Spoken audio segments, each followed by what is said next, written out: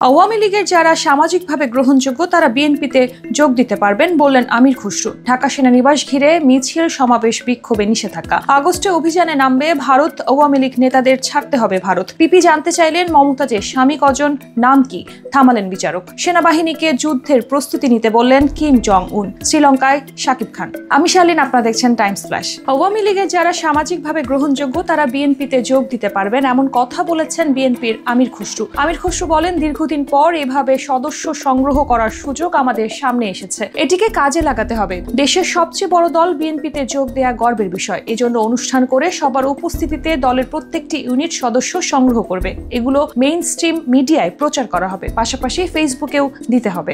ঢাকা সেনানিবাস ঘিরে মিছিল সমাবেশ বিক্ষোভ নিষিদ্ধ ঘোষণা করা হয়েছে। সর্বসাধারণের চলাচল ও জনশৃঙ্খলা রক্ষার স্বার্থে 18 মে রোববার থেকে পরবর্তী নির্দেশ না দেয়া পর্যন্ত রাজধানীর গুরুত্বপূর্ণ বেশ কিছু এলাকার সকল প্রকার সভা সমাবেশ, মিছিল, শোভাযাত্রা ও বিক্ষোভ প্রদর্শন নিষিদ্ধ করা হয়েছে। নিষেধাজ্ঞা জারি করা এলাকাগুলো হলো কচুক্ষেত সড়ক, বিজয় সরণি হতে প্রধান উপদেষ্টার কার্যালয় হয়ে বীরশ্রেষ্ঠ শহীদ জাহাঙ্গীর গেট সংলগ্ন এলাকা, বিএএফ শাহীন কলেজ হতে মহাখালী ফ্লাইওভার সংলগ্ন এলাকা, সৈনিক ক্লাব মোড়, ভাসানটেক, মাটিকাটা, ইসিবি চত্বর ও সংলগ্ন এলাকা।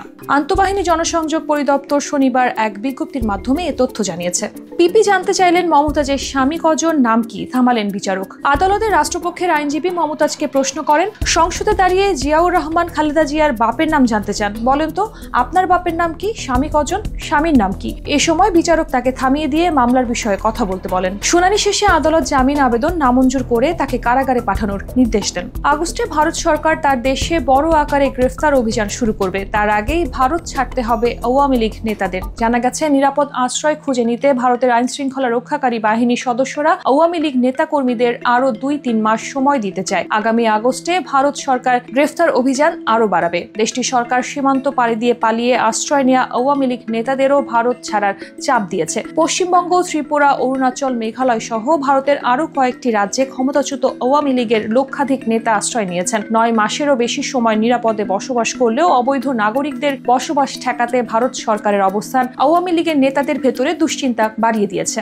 সেনাবাহিনীকে যুদ্ধের প্রস্তুতি নিতে বললেন কিম জং উন। বিশেষ বাহিনীর সামরিক মহড়া প্রদর্শনের পর কিম বলেন, তার দেশকে আধুনিক যুদ্ধে সব স্তরের জন্য প্রস্তুত থাকতে হবে। মহড়ার একটি ভিডিওতে দেখা গেছে উত্তর কোরীয় সেনাবাহিনী তাদের ট্যাঙ্কগুলো অসম ও বালুময় ভূমির ওপর দিয়ে চালনা করছে। এ সময় চামড়ার কোট ও কালো প্যান্ট পরিহিত কিম তার স্বভাবসুলভ ভঙ্গিতে তা পর্যবেক্ষণ করেন। ভিডিওতে আরো দেখা যায় সৈন্যরা রাবারের নৌকা থেকে নেমে সৈকতের দিকে দৌড়ে যাচ্ছে এবং হেলিকপ্টার থেকে রশির সাহায্যে নিচে নামছে। পর্যবেক্ষণ শেষে কিম বলেন, তার দেশের সেনাদের প্রশিক্ষণ সম্পর্কে দৃষ্টিভঙ্গি এখন পরিবর্তিত হচ্ছে। আমাদের লক্ষ্য হলো সামরিক ও প্রযুক্তিগত প্রস্তুতির পরিপূর্ণতা অর্জন এবং অস্ত্র ব্যবস্থাগুলোর যুদ্ধ দক্ষতা ও কার্যকারিতা বৃদ্ধি। তাণ্ডব সিনেমার শুটিং এর জন্য শ্রীলঙ্কা গেছেন শাকিব খান। কোরবানির ঈদে মুক্তি পেতে যাওয়া সিনেমা তাণ্ডবের বাকি থাকা কিছু শুটিং এর কাজ সারবেন তিনি। তাণ্ডব সিনেমার গান ও শেষের কিছু অ্যাকশন দৃশ্যের শুটিং এর কাজ করা হবে শ্রীলঙ্কা থেকে। শাকিবের সঙ্গে রয়েছেন সাবিলা নূর সহ তাণ্ডব সিনেমার টেকনিক্যাল ক্রু ও অন্যান্য সদস্যরা। ইতোমধ্যে সিনেমার শুটিং অনেকটাই এগিয়ে রয়েছে,